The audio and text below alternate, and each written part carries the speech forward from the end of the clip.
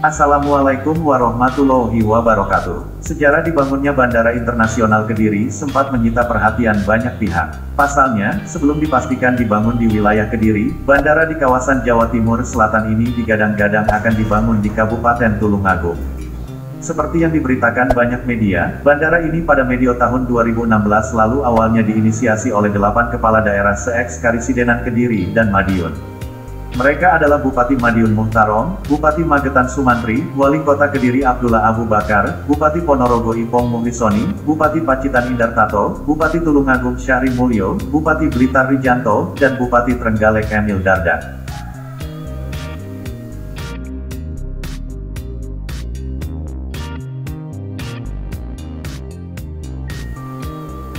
Surat pernyataan bersama 8 kepala daerah tentang usulan bandara tersebut kemudian disampaikan kepada Menko Polhukam kala itu, Luhut Binjar Panjaitan. Bak Gayung bersambut, usulan itu segera mendapat respons dari pemerintah pusat. Menteri Perhubungan Ignatius Jonan pernah mengumumkan rencana pembangunan bandara baru di Jawa Timur.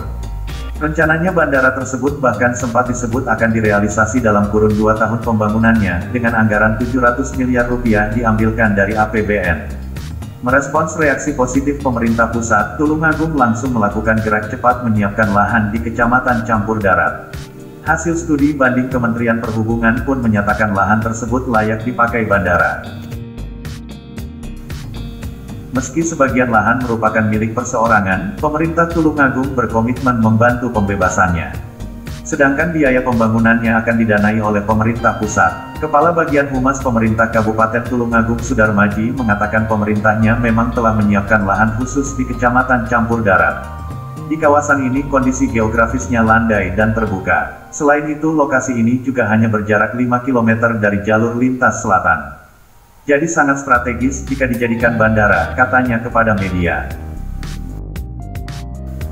Namun, pada detik-detik akhir terjadi perubahan mengejutkan. Gubernur Jawa Timur Soekarwo kala itu mengumumkan pembatalan bandara di Tulungagung dan menggesernya ke Kediri. Kepada Bupati Tulungagung Syahri Mulyo kala itu, Soekarwo berujar ada pihak swasta yang bersedia membiayai pembangunan bandar udara itu tanpa membebani keuangan negara. Dan belakangan diketahui bahwa pihak swasta yang siap membangun bandara tersebut adalah PT Gudang Garam Kediri. Perusahaan rokok raksasa Indonesia itu tidak hanya menyediakan lahan, melainkan juga membiayai seluruh pembangunannya. Seperti yang dilansir beberapa media, Bupati Syahri Mulyo mengaku pasrah dan menyebutnya kalah duit dengan digesernya bandara dari Tulungagung ke Kediri. Logikanya sudah jelas, pemerintah pusat akan memiliki gudang garam, kami tak punya nilai tawar selain lokasi, kata Syahri Mulyo kepada Tempo, pada tanggal 26 Maret tahun 2017.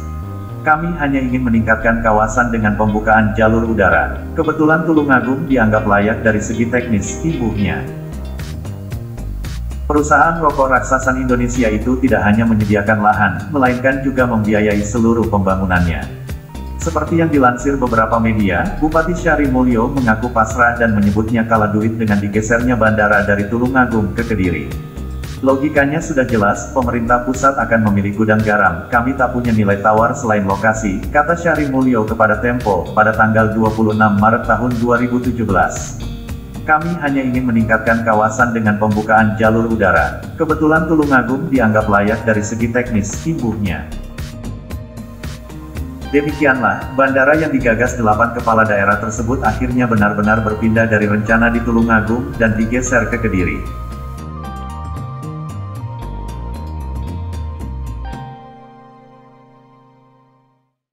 Bismillahirrahmanirrahim.